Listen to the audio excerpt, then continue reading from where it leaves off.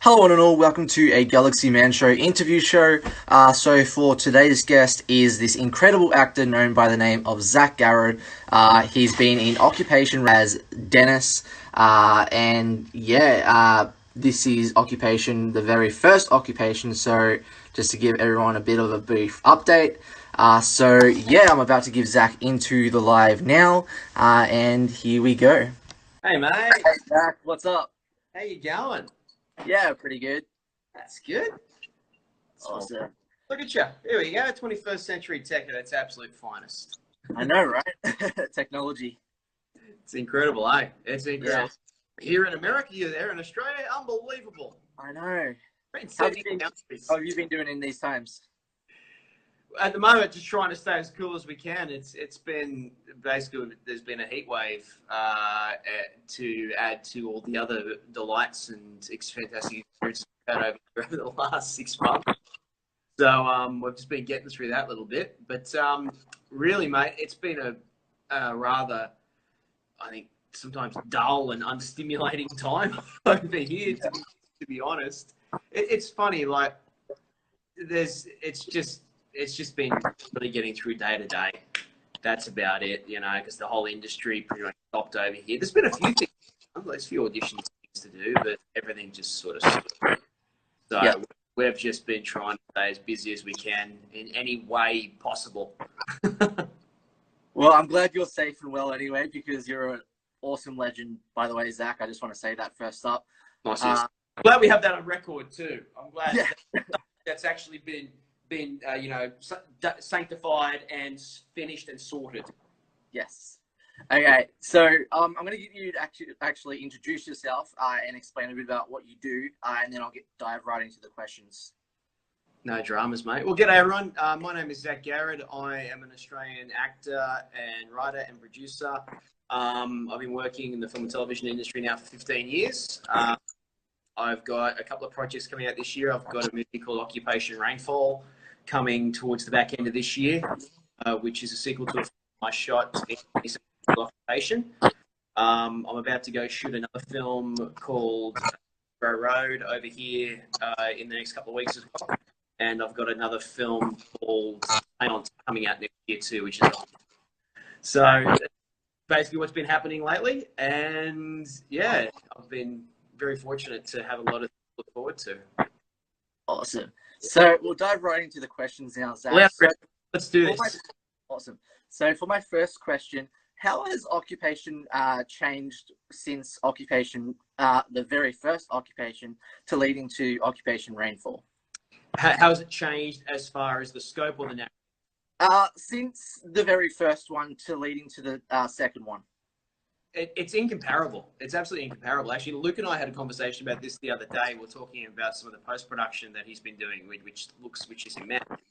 And it's, in some ways, it's a completely different movie. It's a completely different, it's a different story. It's a continuation, but it broadens the world that was already there. So we begin to open up and understand a little bit more about what's actually happening in Australia and globally with the alien invasion, and then we get to meet a couple of other characters who become integral to the overall narrative of Rainfall, but they also have a background themselves coming into this film, which we'll talk about.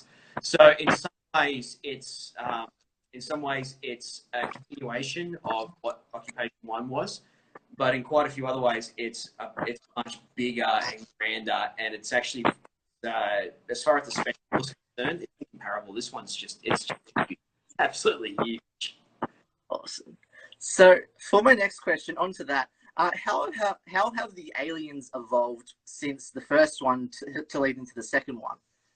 You'll notice the difference with them stylistically, but we also understand a lot more about their society and their hierarchy and what their ultimate goal is as far as the invasion and what their motivations are.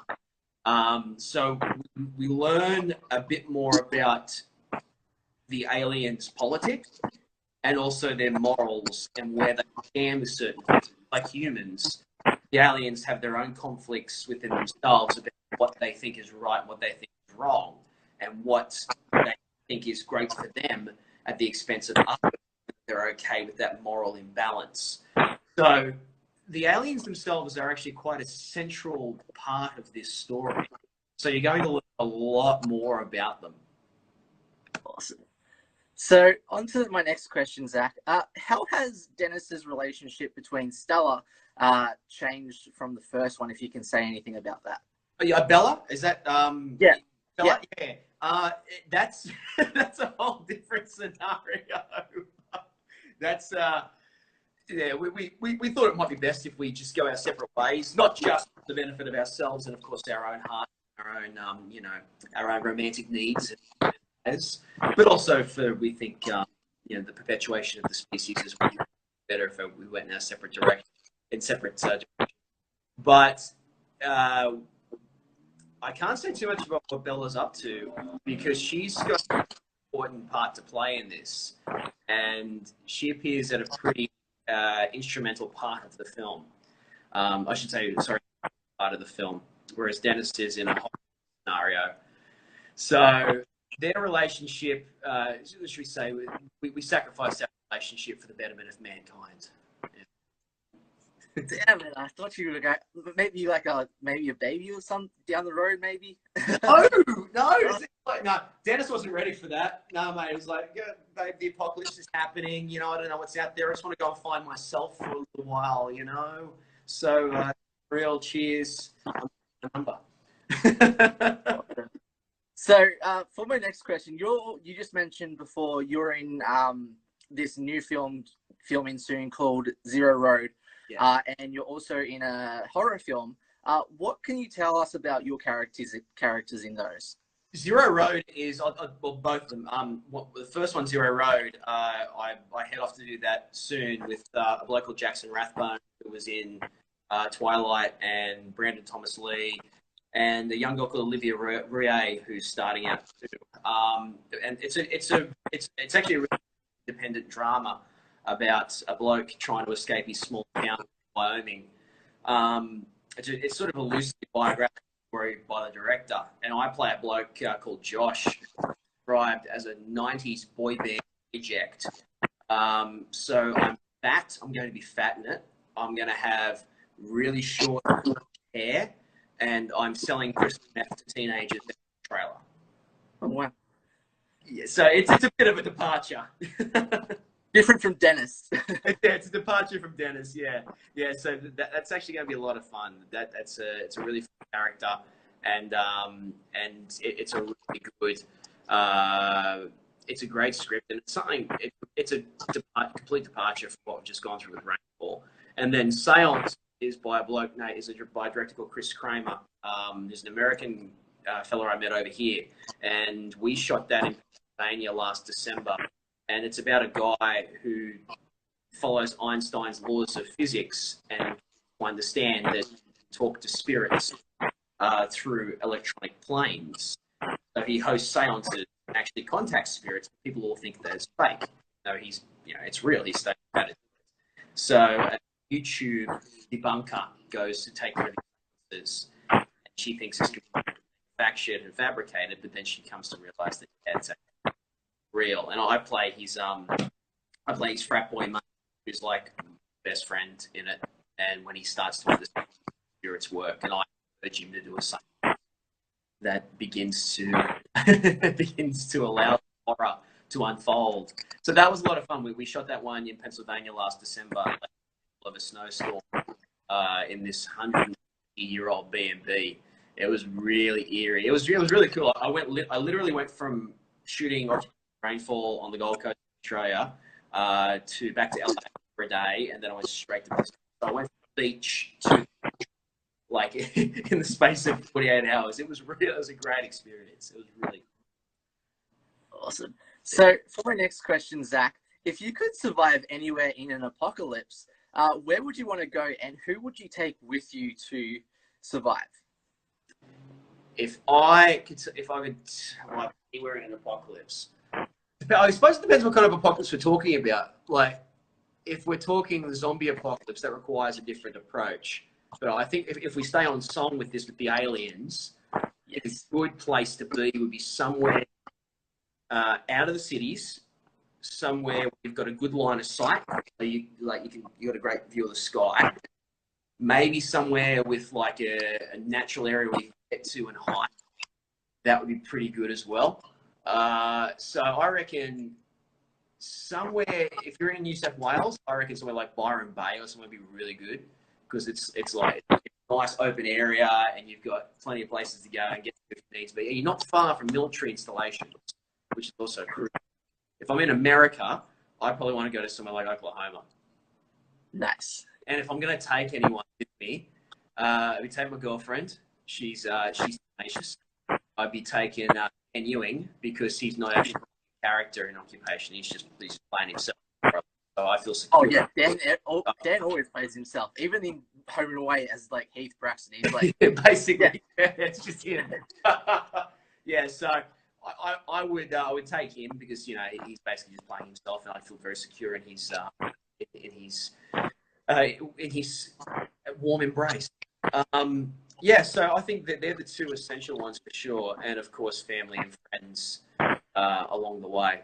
But yeah, that would be my suggestions. Awesome. So for my next question, who would be your top 3 actors to work with in the industry? If I work with anyone? Yeah. I've got so many, mate. There's so many who you just deeply admire. One would be Joel Edgerton. I think he's fantastic. He's the actor who I think a lot of us know now. He's incredibly talented. I think he's Kate Blanchett is fantastic as well, and I think I like actors that you could work with, and you just know you'd be able to learn a lot from them just by being around them and being able to experience together. And I think just if it's going to be anyone across any time frame, any point, probably someone like Peter Sellers, well, who is obviously a very famous actor, who I just think would be a delight to be around, and whose characters are so fascinating and funny and layered. And every time you see his work, it's still the same way when you see it for the very first time.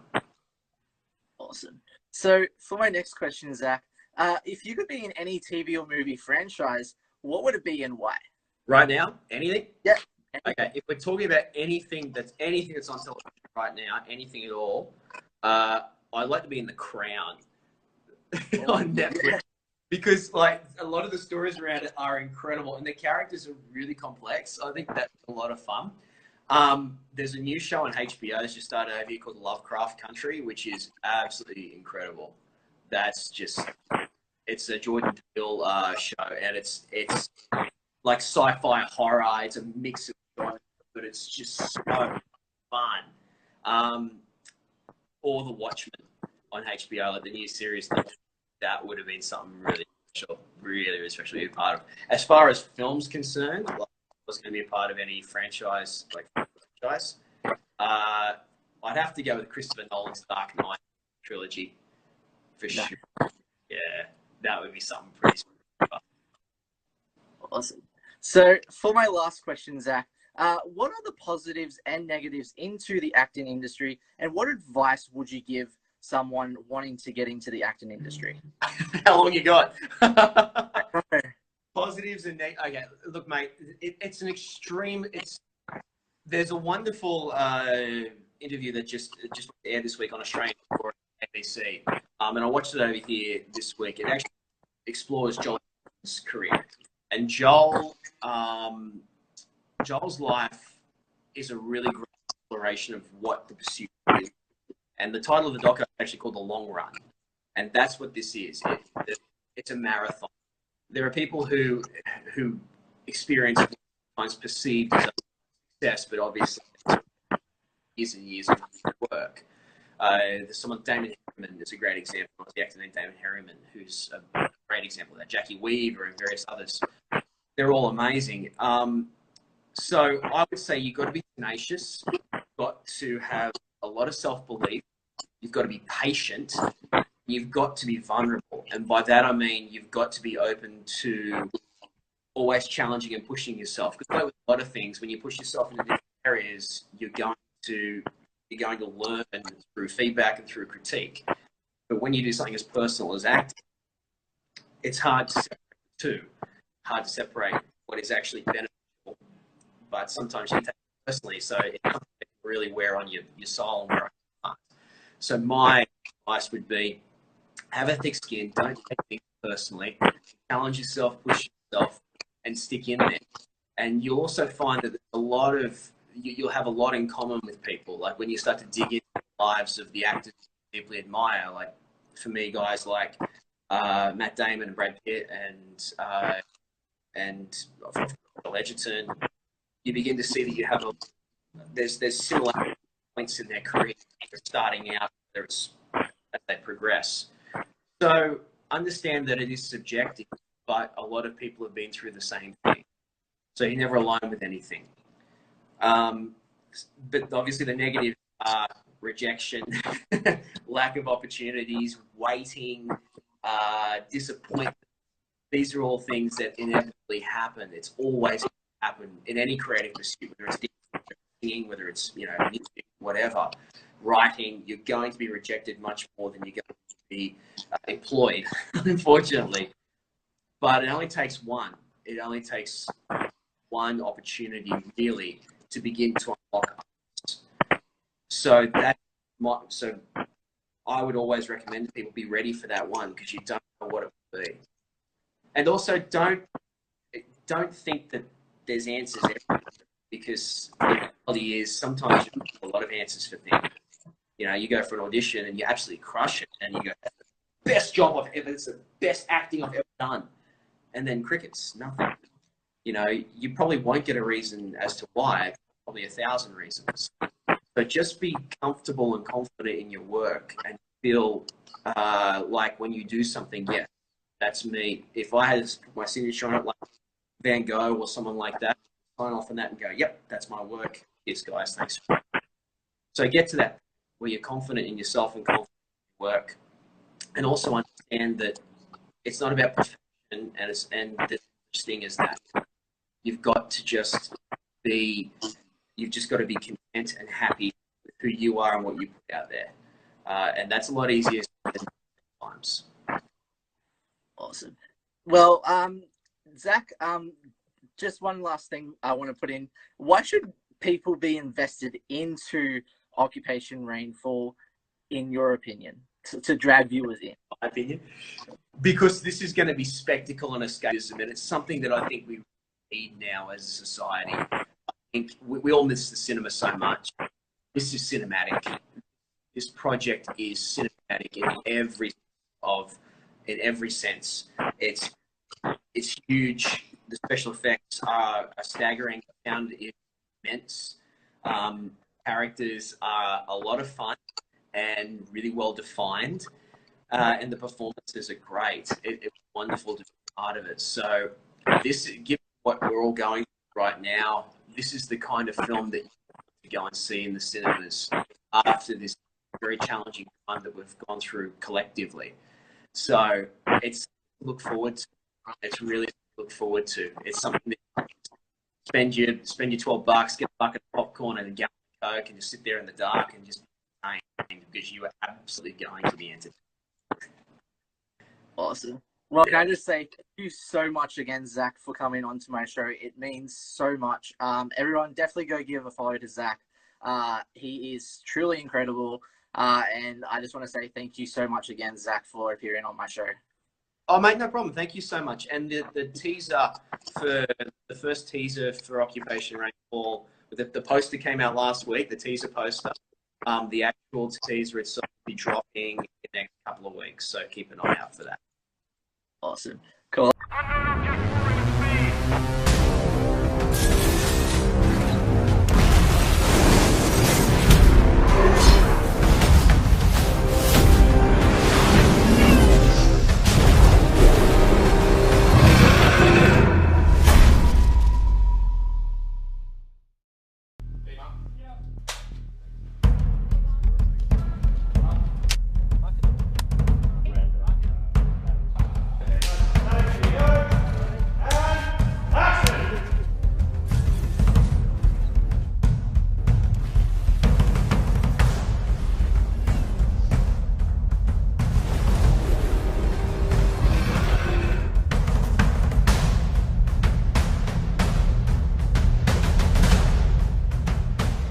So how this came about is that we did Occupation 1, and as we started to see it cut together and see it come together in the edit room, I had lots of other ideas for that movie that I just couldn't do on the budget that I had. So I never kind of got what I wanted in that story, but I had a whole bunch of other stuff that I didn't know what to do with. So in the post I started coming up with the idea of what happens next, where do I go. That was a cool beginning, but let's jump ahead forward 2 years and let's see what an alien invasion looks like 2 years in. And things have gotten bigger in a somewhat scarier way. The budget's got bigger, the sets got bigger, the script got even more ambitious. Well, it's a whole new ball game. It continues from the first one. I was so fascinated by the ambitiousness of the script and the characters that Luke Spark had created, and where we've taken those characters into the sequel. It's just a whole nother level. I said yes to this project, and I hadn't even finished the script yet. Yeah, it's a big production, big cast. The world that we are living in is really big, and for an Australian feature, that's really exciting, like when it's this big and bold. So you're kind of like a little kid playing in this big arena room. There's an army in front of you, and there's fog so you don't see them, and then they reveal it, and you have to imagine this whole scene. This is an incredibly ambitious project. Like, it's an enormously ambitious project, and I just take my hat off, because everybody's mucking in, everybody's sort of being patient, everybody's trying that little bit more, that little bit harder. Everybody understands what it's like in Australia to make a movie, particularly a science fiction movie on this scale, with the sort of budgets that we can find here. And so you just, nothing but admiration. I think working with the cast that we're working with and the crew, just the people in general, it's sometimes you got to pinch yourself, because it's really freaking awesome. And everyone's lovely. The cast that we have are spectacular, like the way they're just complementing each other, and everyone's kind of trying to match each other, so it's like they've all stepped up. Everyone's reaching. So this is about spectacle. It's about spectacle and also about the humanity tied into it. And that's the most important part with this, is it's even though it is big, it is impressive, and it is immense, it's tied to a very grounded sense of humanity and heart. Fun. I love genre. I love sci-fi. I love just free falling into fantasy. And I like the idea of Australia doing like more genre and doing more sci-fi. I like that idea. I hope we go in that direction. Which is something we don't really do in Australia. It's an independent action sci-fi genre flick.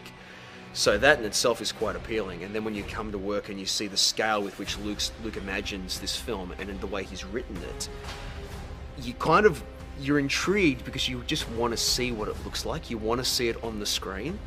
You got to have a great imagination with this kind of thing. Obviously, from the set design and effects, I mean the costumes, everything. It's just gone to whole new levels. And we hope that people can see a blood, sweat and tears when they see the movie. They'll see how much hard work has gone into it. Occupation Rainfall is about saving the planet.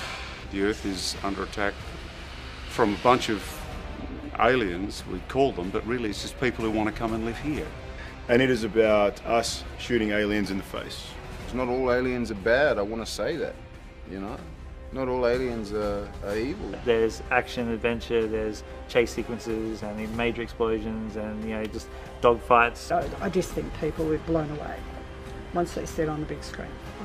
This thing is going to blow your mind, 100%.